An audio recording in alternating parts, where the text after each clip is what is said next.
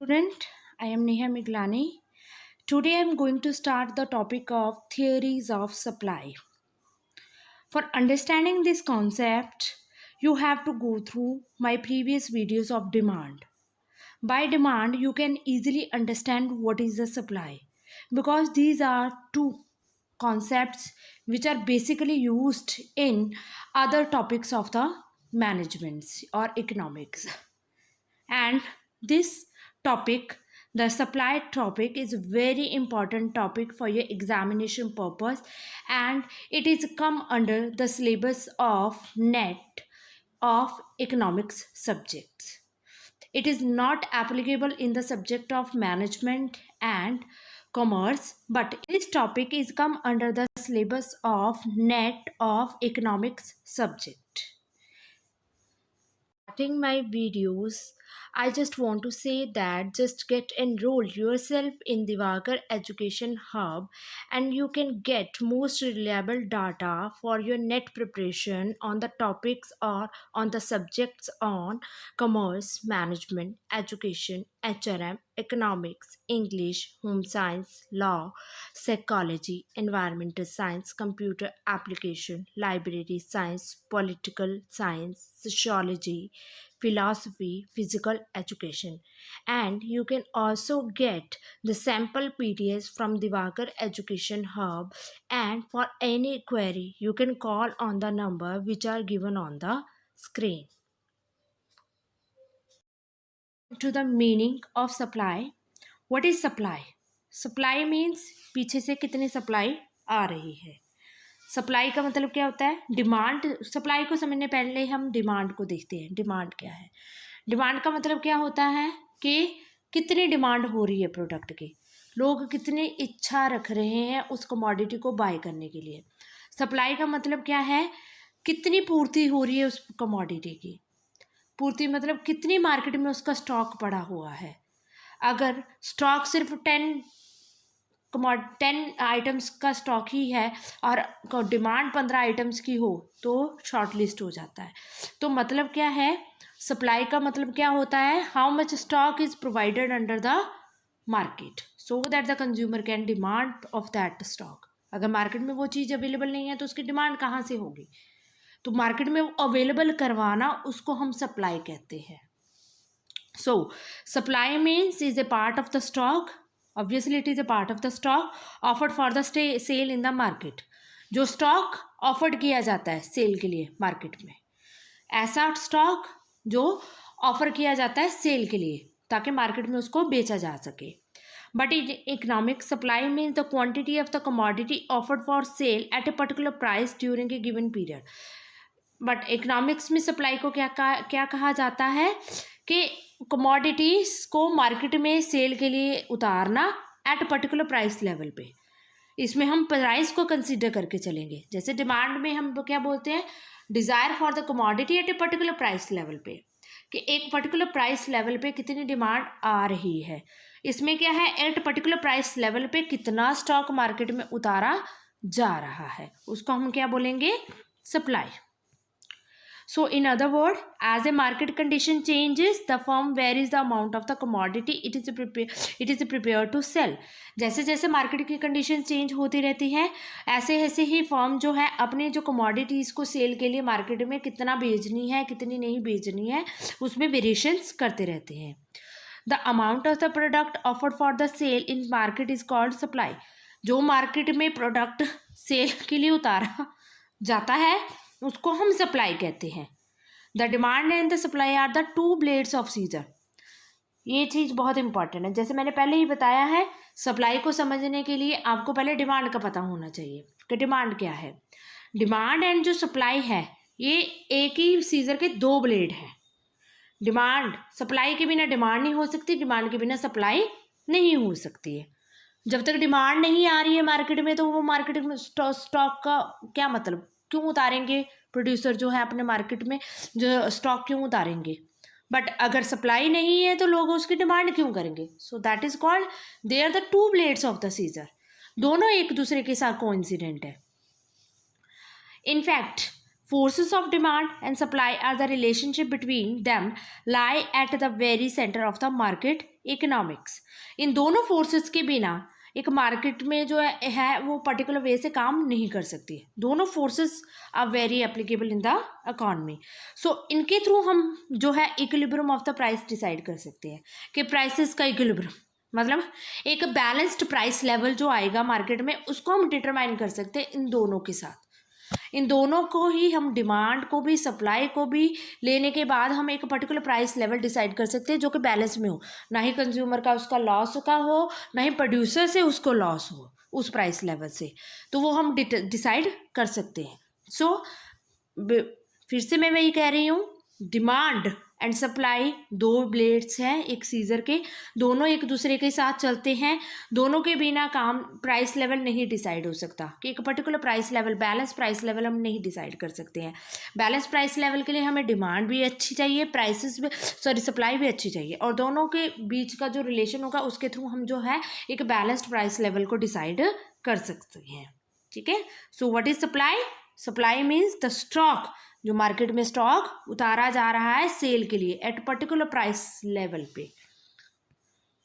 So supply is the part of the stock is offered for the sale by seller at a particular price at a specified point of time. So supply क्या है? एक stock है जो seller के through cell के लिए उतारा जा रहा है मार्केट में एट पर्टिकुलर प्राइस लेवल पे और एक स्पेसिफाइड पॉइंट ऑफ टाइम पे. ठीक है.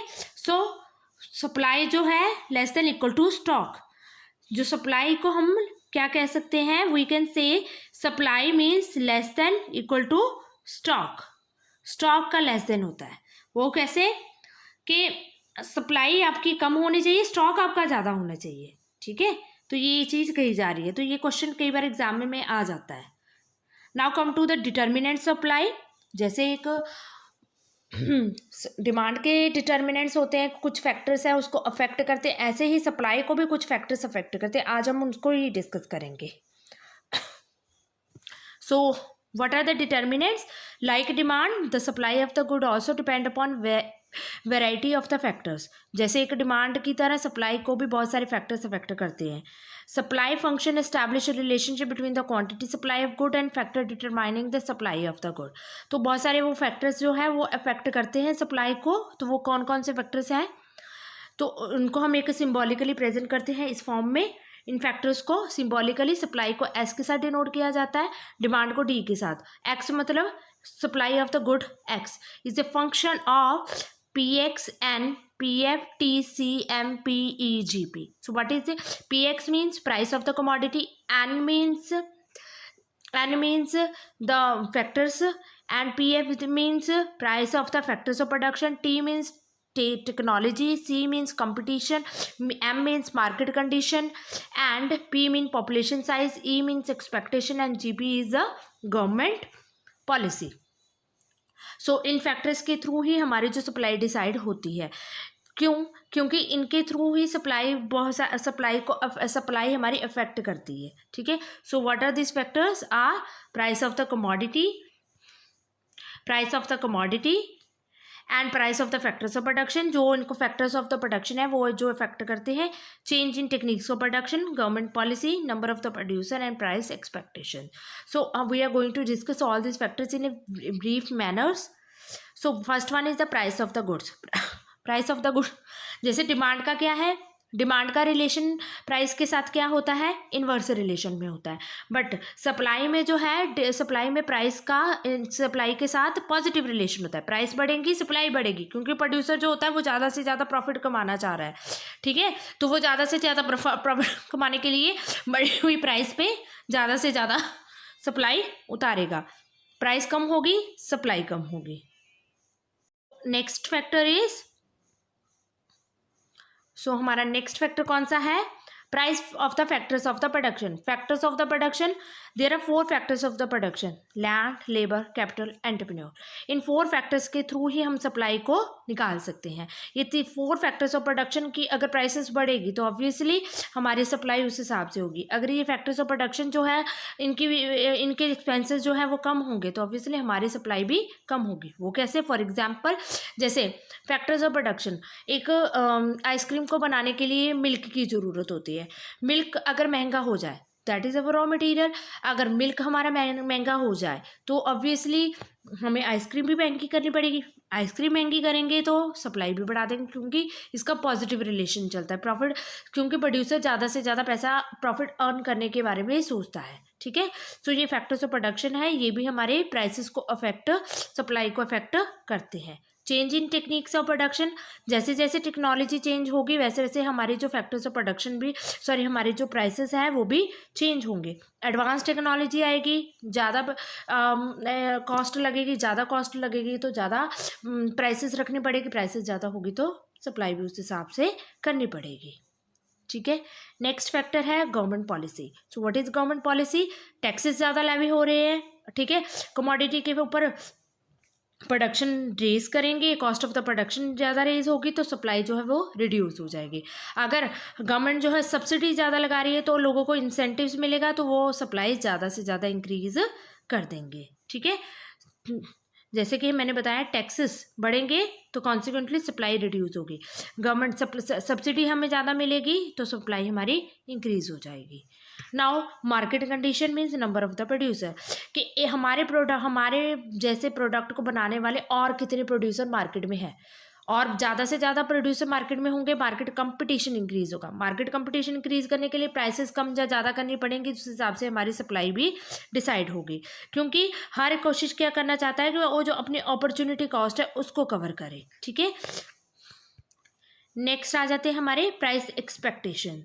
ऑब्वियसली कि कंज्यूमर जो है क्या एक्सपेक्टेशन करता है, कितनी प्राइस एक्सपेक्ट करता है। अगर वो प्राइसेस ज़्यादा एक्सपेक्ट करता है तो सप्लाई भी उस हिसाब से होगी, प्राइसेस कम एक्सपेक्ट करता है तो प्राइसेस भी उस हिसाब से कम होगी।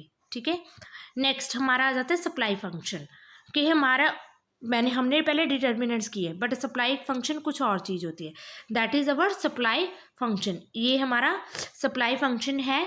ठीक है, सप्लाई फंक्शन में क्या होता है, ये हमारा फंक्शन है, वही supply of the good X, price of the good X and natural resources, PF price of the factors of production, T techniques of production, C credit facility, M market condition, PE price expectation, GP government policy, जैसे मैंने आपको पहले ही discuss कर लिया है।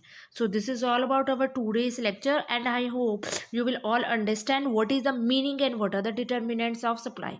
मैंने इसको ज़्यादा एलैबोरेटिव वे से नहीं किया है, क्योंकि ये डिमांड जैसे ही होते हैं। डिमांड में इन्वर्स रिलेशन चलता है प्राइसेस का डिमांड के साथ, सप्लाई में पॉजिटिव रिलेशन चलता है सप्लाई का डिमांड के साथ, तो प्राइसेस का सप्लाईज के साथ। ठीक है, सो बाकी सब चीज़ें इसमें सिमिलर होती है डिमांड की तरह। So I hope you will all understand and please go through my previous video, you can easily understand what is supply. Clear? Thank you so much.